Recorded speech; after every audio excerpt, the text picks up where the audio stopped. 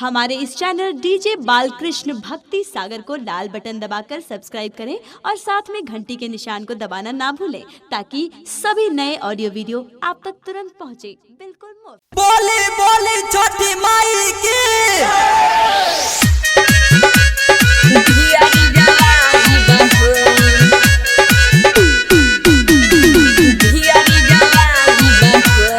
Recording by DJ Balkrishna studio Baheri.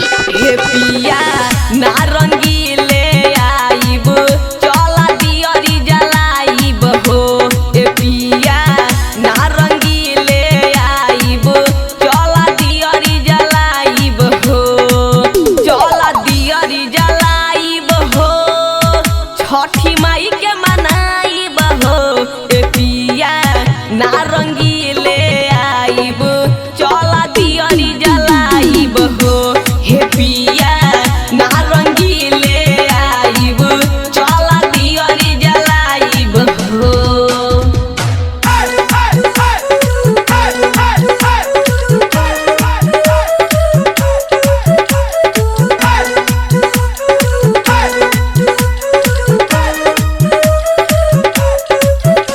हा भइल बाटे अरदी के बेर ना लगाई ए पिया देर। हे राजा ना लगाई देर। हा भइल बाटे अरदी के बेर ना लगाई ए पिया देर। हे राजा ना लगाई देर। नारियलवा छुर छुरी ले आइब चला दियरी जलाइब हो। हे पिया नारंगी ले आइब चला दियरी जलाइब हो। दियरी जलाइब हो। दियरी जलाइब हो।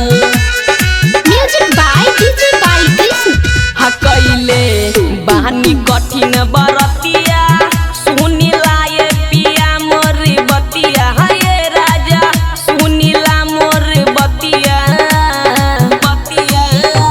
हा कइले बानी कठिन बरतिया सुनिला ये पिया मोर बतिया। हे राजा सुनिला मोर बतिया।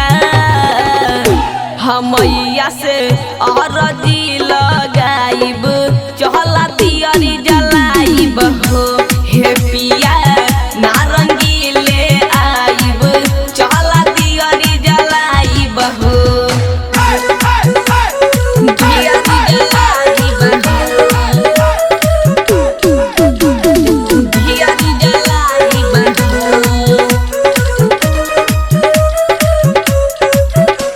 हर्रा के राज सदी बहाना लेके ओहा छुरछुरी मस्ताना।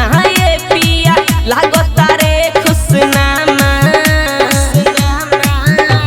हर्रा के राज सदी बहाना लेके ओहा फटाका मस्ताना।